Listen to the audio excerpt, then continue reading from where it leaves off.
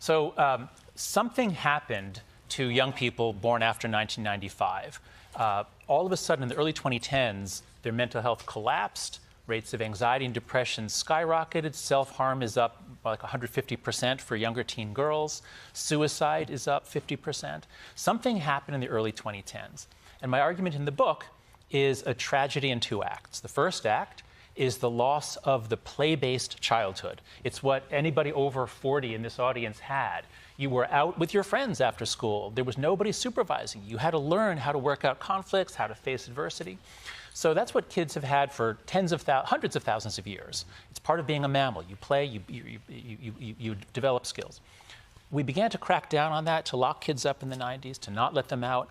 So we're restricting what they most need, which is play, from the 90s through the 2000s. But mental health doesn't collapse then. It's actually pretty stable. Then we get Act Two, which is the arrival of the phone-based childhood.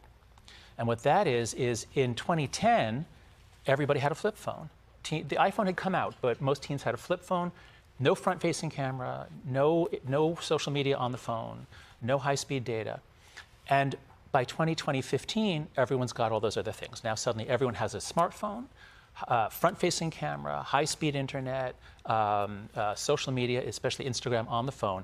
And almost like someone turned a switch in 2013, girls in America and many other countries suddenly become very anxious, depressed, and self-harming.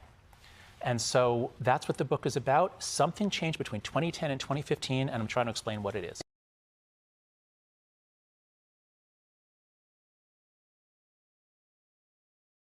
Kids need to be out playing, roughhousing, putting their arms around each other, touching out in nature. This is the way a lot of us grew up. You play outside. And when you put kids in an environment where everything goes through their phone, as soon as you give your child a phone, they're going to use that. Now the latest stats are around 9 hours a day they're on their phone.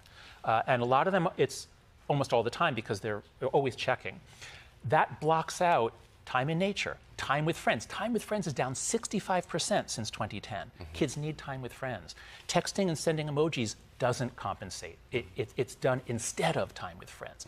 And that, I think, is why as soon as they moved on to social media and the boys onto multiplayer video games, they got so lonely. Loneliness surged along with depression and anxiety.